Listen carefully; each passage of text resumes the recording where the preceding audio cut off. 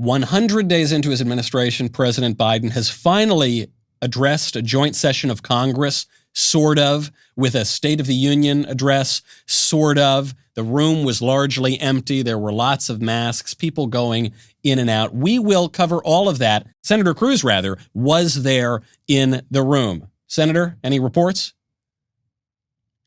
Senator?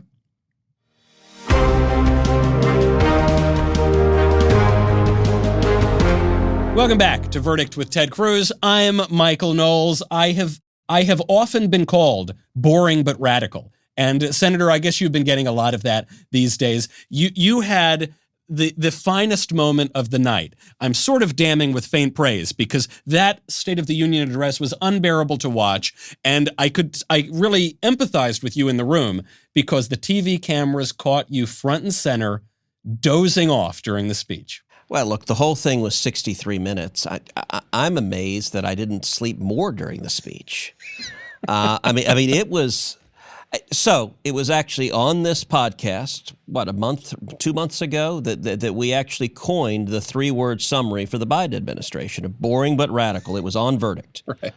And that prediction had proven right. And in fact, going into the State of the Union, I did a bunch of preview interviews where reporters say, okay, well, what's tonight going to be? And I said, it's going to be boring but radical. I didn't realize just how true that was. So, like, in both directions, in both the boring side and the radical side. The radical didn't surprise me. It was, I was trying to stay awake. And yeah. Actually one of the reasons why it was so boring. So there's a weird aspect of State of the Unions. And actually you and I talked about this last State of the Union, which is there's kind of a game Republicans, Democrats play. If it's your party, you're popping up like Pop Goes the Weasel on every sentence, like, yay, yay, yay. And what's interesting is if you're in the out-of-power party, so if you're a Democrat when Trump's president, if you're a Republican when Obama or Biden's president, a State of the Union is often kind of a complicated thing because you're listening to each sentence and try to evaluate, do I clap? Do I not clap? Do I stand? Do I not stand? And, look, the Supreme Court justices, the generals, they kind of clap and stand for nothing other than the beginning of the speech and occasionally America is good. And then there's sort of statements in between. This was bizarre. This is now the 9th State of the Union or that kind of speech that I've been to. There was virtually nothing for any Republican to clap at. I mean, It was strange. There were whole swaths of, seemed like 10, 15 minutes where we're just sitting there and every word out of Biden's mouth is directed only to Democrats and it's only Democrats clapping. And he wasn't even throwing like a tiny fig leaf trying to bring anyone together, and that's part of why I nodded off and helped the internet go crazy last night. Yeah. So in terms of the big takeaways for people who, like you, were nodding off, not in the Capitol, but in their own homes, what are we supposed to make of this? Because I almost wish that Biden were more overtly radical, that he were more exciting because he would be calling more people's attention to what he's trying to do. So What is he trying to do? What is going to get done? And do Republicans have any hope? Well, Michael, your point is really important, that the boring is by design. It's a mask. Yeah. It's a facade. It's designed to hide just how extreme the policies are that are being implemented. By the way, interestingly enough, I also saw screenshots of at different points Kamala Harris and Nancy Pelosi both nodding off. And I guess Mitt Romney was also filmed nodding off. And so I saw Mitt on the floor today and I said, Mitt, man, you and I apparently need to get more sleep. And and he laughed and said, I wasn't sleeping. I was looking at my phone. It's like, okay. Me, I was sleeping. It's not a great excuse. Yeah, I was genuinely I was nodding off. And, but look, if you look at what this administration has done, the hard partisan nature of it is remarkable. They start with a so-called COVID relief bill, get 0 Republican votes in the House, 0 Republicans in the Senate. That's actually hard to do. I mean, last year we did 5 COVID relief bills that were overwhelmingly bipartisan. I mean, they made the decision. They didn't want any Republicans. They wanted a hard partisan bill. Infrastructure, their $2.6 trillion infrastructure bill, as written, will get 0 Republicans. And again, which is hard to do because there are a lot of Republicans that care about infrastructure, but Biden's bill, 5% of the bill is roads and bridges. I mean, it really is absurd. And, you know, everything on earth they're going to tax. Every tax is going up. I mean, we're looking at trillions and trillions and trillions in new taxes. The brazenness of it, you know, you think about the speech last night, not a word about the crisis at the border that his policies have created. By the way, in the midst of the speech, I don't know how much of this made it on TV, but Lauren Boebert, who's, you know, a new freshman House member and someone I like and helped get elected and supported, and she's a fireball. But midway through the speech, she pulled out of her bag a reflective emergency blanket, like the children are wrapped in the cages on the border, and she wrapped herself up in the reflective emergency blanket. I got to tell you, Kevin McCarthy is sitting in front of her and turns and just glares with dagger eyes. I was doubled over laughing, but it was an interesting sort of quiet protest of the hundreds of thousands of illegal immigrants that Biden is ignoring, and the crisis that he's created that he's ignoring. You know, not a word about the massive debt. Not a word about, not a word of graciousness to President Trump and Operation Warp Speed. I mean, he just crowed about the vaccines without acknowledging that he laughed at Trump when he said that we would have a vaccine by the end of the year. And that's, of course, exactly what they did. So I thought the substance of it, if you actually hired an actor to give the identical speech but in an angry partisan tone, people would have been shocked. I mean, it really is. It's almost a theatrical thing of having these, you know, soporific tones, which as you know, being a Yaley, soporific is an underused term, but it literally means putting people to sleep. And last night that was a literal use of the word. Yeah, you know, this has been Biden's great advantage, certainly in the last several years, which is if you just read the text of the speech last night, that would have, I think, put a lot of Republicans on their guard. If Kamala Harris, for instance, gave that speech, I think it would have put a lot of people on the defensive. But because it's Biden, it lulls everyone into this false sense of security. There was, however, one moment I noticed of quasi-almost bipartisanship, and it was the moment when Joe Biden began to take ownership of a major Trump policy, or at least a presumptive Trump policy, which was getting out of Afghanistan. And what was very curious was in that room, the Democrats applauded, the Republicans weren't applauding, with a couple of exceptions.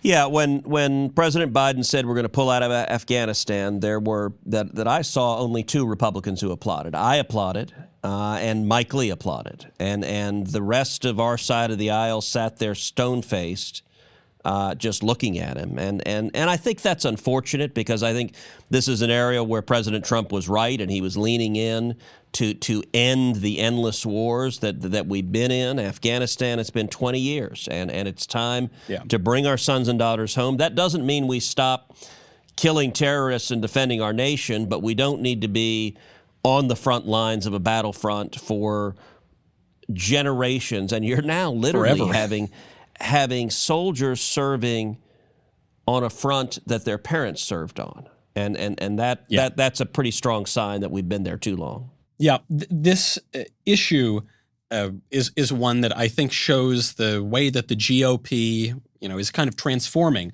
from the way that it once was, and the way that Biden is transforming. Let's not forget the decision to restart the war in Afghanistan, to really surge the troops there. That was an Obama-Biden decision back when President Obama came into office. But other than that one brief moment, it did seem extraordinarily divisive. And then there was the visual fact that you had the masks in the room. You had Joe Biden, who was very much pushing this idea of public health crisis, and we're not allowed to go back to normal. And everything about it just felt so eerie. when are we going to be able to get back to normal? How are we going to be able to push this unified government to get us back to normal? Look, I thought there was an enormous amount of political theater. Now, listen, State of the Union, there's always political theater. But when it comes to COVID and masks, every person in that room has been vaccinated. And we're also spread out, so we were far away from each other. I actually think it's idiotic that anyone was wearing a mask. And there was a little moment at the beginning of the speech, I don't know if you saw, when Biden goes up there, he walks up in his mask, because of course he does, and then he turns and looks to Nancy Pelosi and asks permission before he removes his mask. It may have been the most beta moment for a U.S. president in history. And it was just pitiful. And look, I got to tell you, I was conflicted on what to do. So for, I think, 3 weeks now, I have not been wearing a mask on the Senate floor. And you've made a big point about this. There have been reporters who have said, please put a mask on, and you've said, you're more than welcome to walk away from me, but I've been inoculated. And listen, I'm not a zealot on mask issues. I wore a mask for a year on the Senate floor. This is a dangerous disease. I thought take reasonable precautions makes sense. But in the Senate, it's every person, or virtually every person, has been vaccinated. And it doesn't make it, I believe in vaccines. And so it's interesting. So Rand Paul has not worn a mask throughout. He was kind of the lone in the heat of the pandemic. Now, he got the disease. So he said, look, I got the disease. I have antibodies, which is reasonable. But Rand was the only one of 100 that wasn't wearing a mask for months and months and months. And then after everyone got vaccinated, and, Michael, you'll remember, I actually delayed getting vaccinated. So they offered us the vaccines, I think, early January. And I didn't think it was right for members of Congress to cut in line. I mean, I'm relatively young, relatively healthy. I get that a whippersnapper like you doesn't think I'm that young, but compared to my colleagues in the Senate, I'm still in short shorts and wearing a beanie. That's true. And you remember when the polio vaccine came out, so you're well acquainted with all these vaccines. And so, I said, all right, I'm going to wait and let seniors get the vaccine. I'm going to let first responders get the vaccine. It's not right for me to cut in line. And I did that until about March. And at March, there had been tens of millions of vaccines. The people who were at highest risk had the opportunity to get the vaccine. And then I said, okay, I'll get it. So I've gotten it now. And so a couple of weeks ago, I just stopped wearing the mask. So what's funny, 2-3 days, I stopped wearing the mask, walk on the Senate floor, and nobody notices. Like, I was doing it for 2-3 days, and it was just a nothing burger. And then finally, one reporter for CNN, sticks a camera in my face and is like, wait, you're not wearing a mask. Why are you not wearing a mask? And I said, because we're all vaccinated. And actually, this reporter says, well, I'm not vaccinated. I'm like, well, that's your choice. And the elevator consider closed, getting a vaccination. The elevator closed, and I remember thinking, okay, if you're choosing not to get a vaccine, you can do that. But what right do you have to insist that the rest of us must wear masks because you've chosen not to get a vaccine? You don't have a right. It is available to you. And so I have not been wearing it for 2-3 weeks. I did wear my mask last night, and I sort of struggled with the question, but Pelosi is running this, military installation. Do you know that she is fining House members, fining them if they don't wear a mask on the floor? And she is insisting that House members go through metal detectors. As idiotic as it is.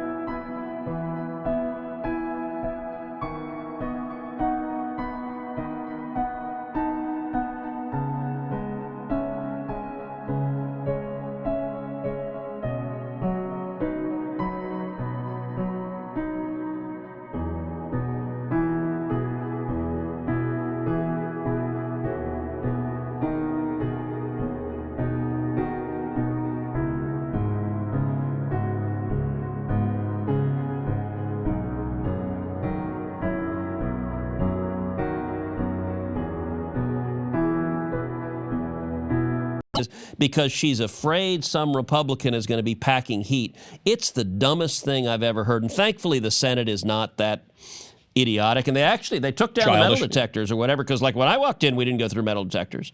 But I went ahead and wore the mask on the House floor because that's sort of what they're doing there. But I felt pretty sheepish for doing so because it was all theatrics.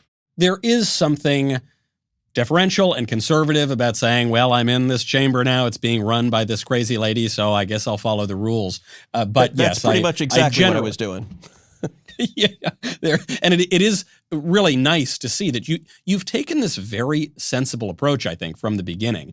And I don't think that people on either side can call you reckless about the masks or particularly zealous about it. Sure they can. But well, they certainly will, regardless. The only question is, now there are so many layers to this question. And I think even a lot of conservatives are very confused. What do we do here? It's not just, I recognize the pun of many layers to the masks, but you do. You have some people who say we need to wear 3 masks. There are some people who say just wear 1 mask is fine. Some people are saying you don't need to wear a mask. Some people are saying everyone needs to get vaccinated. Some people are saying you need a vaccine passport. Some people are saying ban it at the government level, ban it at the private level.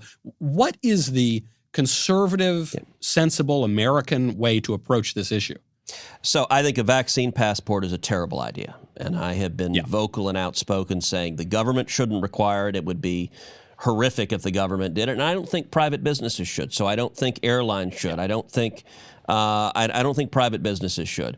I'm someone who believes in vaccines. I think vaccines are a good thing. I've gotten the COVID vaccine. Heidi's gotten the vaccine. My parents have both gotten it. Heidi's parents have gotten it. And I'm encouraging people to get it. I'd like to see as many people as possible get it. But I also believe in individual liberty. And if you don't want to get it, that's your choice. And there are some people who've got health issues for whom it may not make sense to get it. And so I think each person should evaluate whether it makes sense in your circumstances. But I think the CDC is actually doing real damage with the arbitrariness of their rules. So, for example, even after people get vaccinated, they're still idiotically saying, "Oh, well, wear masks here and there and everywhere," and it's like, well, wait a second. If we want people to get vaccinated, one of the best ways to do so is make clear once you get vaccinated, you can take the damn mask off. I mean that. Yeah.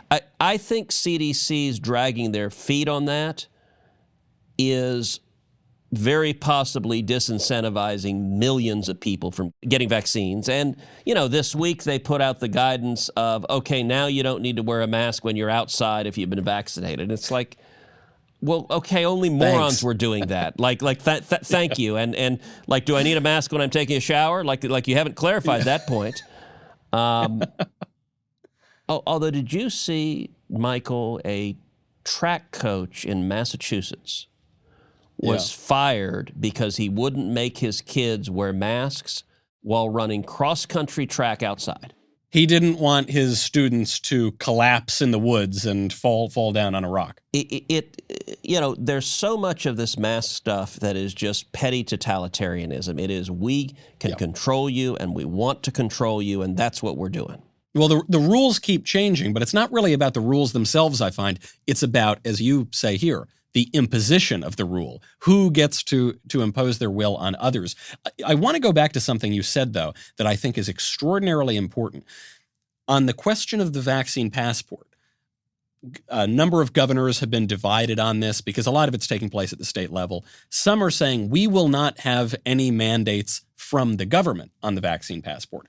Others are saying we will not permit private businesses to force you to show your medical history when you come into the bar or when you try to go on an airline or something to that effect. Well, and you're seeing employers that are firing employees for not getting the vaccines, which I think is terrible. I think that is deeply, deeply troubling and shouldn't be allowed. This ties in with something that you published yesterday in the Wall Street Journal, and you did not tell me that this was coming out. It's not like I got advance notice. I just saw the alert in the Journal. And I basically stood up and cheered when I saw this op-ed because it's something that conservatives just don't get, except for very few who are pretty rock-ribbed. You said that the era of conservatives shilling for private companies, corporations that hate our values and are opposing our country and are opposing even voter integrity measures. Yep. That time is over. And you said that you will not accept corporate PAC money in your campaigns. So that's right. I mean, look, we've all been watching the rise of the woke corporations and these big businesses, these Fortune 500 companies, where the CEOs have essentially decided they're going to be the political enforcers for the radical left. They're going to be the muscle for the Democratic Party. And we've seen, whether it's Coca-Cola or Delta Airlines, demagoguing on the Georgia voter integrity law, or companies demagoguing on the Texas voter integrity law. And obviously Major League Baseball yanking the All-Star game out of Atlanta and moving to Lily White Denver instead, which just totally beclowns it. Atlanta is 51% black. Denver is 9% black. So they are so racially woke that they're going to take $100 million out of the pockets of a bunch of African-American small business owners and move it to a bunch of wealthy white people in Denver. Like, it's weird. Also worth pointing out that Georgia, they left because of the voter integrity law. Colorado has relatively strict voter laws. It's not a clear-cut issue over which has the more lenient voter laws. So the dynamic that's playing out in the Fortune 500, big business is not conservative. They are not our friends. Many of them are just risk-averse and scared, and the liberal mob comes after them. And they mobilize their employees, they mobilize their shareholders, they mobilize the press. And these CEOs are more than willing to just cave in and give the mob whatever they want. And it's really dangerous. And so what I announced this week is that I am no longer going to accept any corporate PAC checks, that corporate PACs, I won't take their money. And to give a sense of the magnitude of that, so I've been in the Senate 9 years. Over those 9 years, I've gotten about $2.6 million in campaign contributions from corporate PACs. Now, I've raised well over $100 million during that time, and so it's not the lion's share of the money that I've raised, but it is, $2.6 million ain't nothing. And I just decided enough is enough. If you guys are going to be actively fighting the American people, tearing down America, tearing down freedom, I don't want your stinking money. And I've called on other Republicans to do the same. And I think it's a powerful thing. And listen, you and I have talked about before, corporate welfare has always been garbage, and Republicans have been too willing to engage in that, where big companies come and say, give us a subsidy, give us corporate welfare, give us a Band-Aid. And I've been fighting against that from day one. A lot of other Republicans get sucked in. So the Export-Import Bank, which serves as essentially a giant subsidy for Boeing, a massive corporate welfare scam. I've fought against the XM Bank for the entire time I've been in the Senate, but a whole lot of Republicans are eager to carry Boeing's water on that. Major League Baseball. Major League Baseball has a unique exemption from the antitrust laws that no other sports league has. And so in response to moving the All-Star game, I joined with Mike Lee. We introduced legislation to revoke Major League Baseball's exemption from the antitrust laws. And I think these two should be tied together, which is no corporate welfare and no more money from big companies. And I think that if other Republicans follow suit, that will be a real improvement.